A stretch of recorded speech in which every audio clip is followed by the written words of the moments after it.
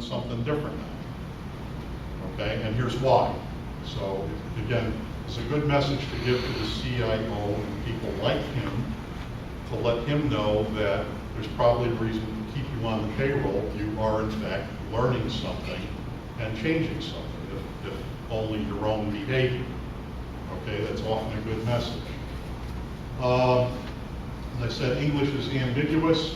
There's all the words are important, and the real important is a lot of emotion tied up with words, the specific words. All right? Why is that? Well, because people are either human or they simulate being human, and humans have a lot of emotion with things that they personally do. So if I go to a developer and I say, you have a defect in your code, how might that be received? Not well. Well, yeah, I mean, you know, the first is, cripes, what a... How do you know? How do you know? Well, how do you know, or you know, geez, what a idiot. You know, or the other. Yeah, exactly. So, you know, so you get that, and it's, what do you mean me? You know, I mean, you know, so you really got to be careful, and the people on the, you know, on the team that are executing this program have to be trained to be sensitive about words. And these don't all come up right at the beginning. They come up as you start delivering results. And, you know, over the phone, I could hear people wince when one member of the team described the results in a particular, using a particular word. You know, it might have been flaw or something like that, you know. And literally, you could hear people cringe, their shoulders pop or something like that. Oh, that's not a good word to use in this context. Let's, after the call, let's get together and we'll have our own call, and I will beat the correct word into your head so you never use the wrong word again. It's really important. You gotta be, you know, you're trying to get people to do something different, and you know, they're not slaves, they don't work for you. You don't have control over their pay. Although we're going to get to some aspect of that shortly. You don't at least have direct control over their pay. So, you know, there's sort of an Italian gesture for, it begins under the chin, I think, for something like that, that kind of conveys some of the sense of, you know, how important you are to them, right? So you got to be real sensitive. Even if they're interested in cooperating, you can't beat them over the head with pejorative words. What word did you use instead of defect? You know, Arthur, I don't remember the details on it. I have to go back a couple of years to do that. But we like vulnerability because, or something? Yeah, it would be vulnerability. Clearly, it's you want to look for more neutral term in the context. See, the thing that I'm missing too at the moment, I'm drawing a blank on what the context of the conversation was at the time. I don't have my detailed notes on that, but that's the right question to ask. What word do you do different? You know, use differently. Well, it kind of depends on your people and the context. In your organization, you know, your development or the development team you're talking to at the moment, defect might in fact be the correct neutral value word to use. Okay, but you know, it comes with kind of knowing the audience.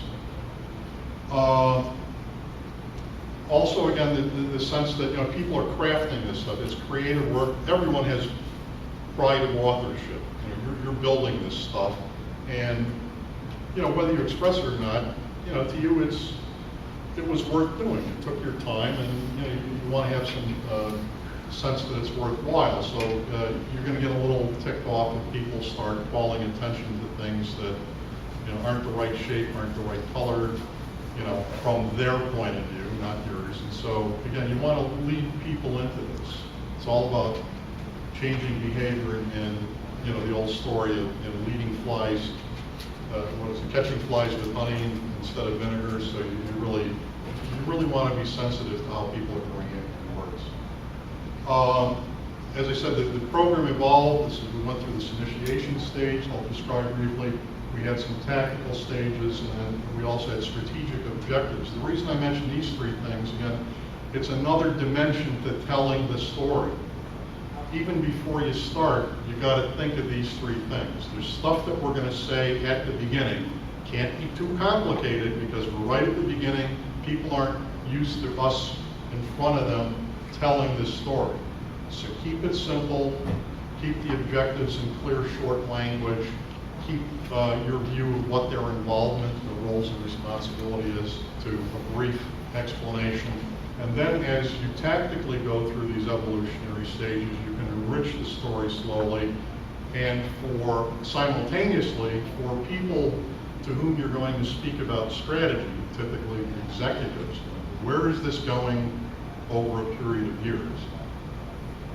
And really the message is they may express it correctly, which is, what is this going to cost me over a period of years?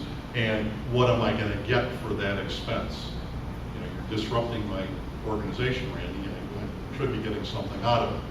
What is that? That's the strategic story. So all these things need to fold together. They need to be of a whole cloth, okay? Even though you might be looking at only one corner of it at any one particular point in time. All right, so when we started, a lot of funny things happened. As I said, we started with the notion that the first thing we wanted to achieve is some you know, specific compliance with PCI requirements at a reasonable cost, and build the framework so that we had a strategic implementation so we could evolve the program you know, increasingly effective with fewer and fewer vulnerabilities in a demonstrable, measurable way. You know, when the QSA came in, you know, my attitude with the QSA or any auditor was, I want to be in a position that, hey, I'm glad to see you. I hear your questions. Here are all the answers to your questions. Get out of my office and have a lovely day. That's to me the perfect audit. We're done in 5 minutes. The auditor has everything he or she needs without any fuss, without any, I gotta go dig for it, I'll get back to you in a week nonsense. It's all laid out there. They can go read it at their leisure, and we get those issues off the table. What happens with anybody else is not my problem. But my part of the audit is done. Quickly, efficiently, accurately, honestly. That's a good thing to do. So that was one of the motivations, one of the strategic objectives. We were focused on the external applications first. These are live production applications that are out there, and this is where we started. It's, you know, conceptually in some ways to a developer, it seems kind of backward. But the reality is these are the things that are exposed today. The CIO wanted some goodness happening right away, and, you know, up to the point you start looking, who knows what's in production. So look, seems sensible. But look at what? Well, look at the web applications that are out there. You know, UPS.com, track your shipment, time and cost, and all that other stuff. Okay, those are some fairly obvious ones.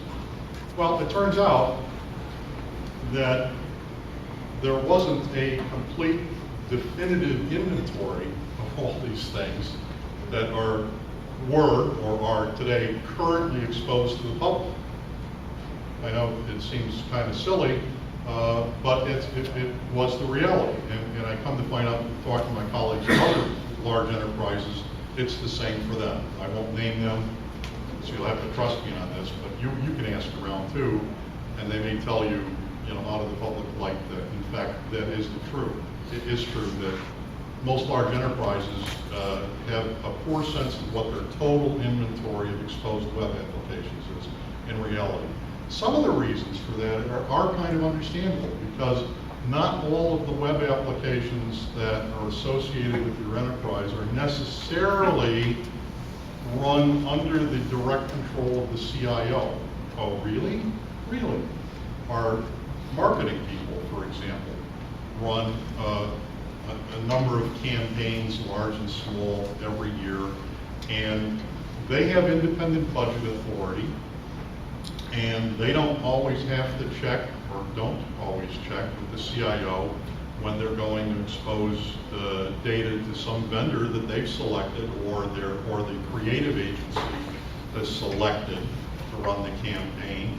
and they're gonna ship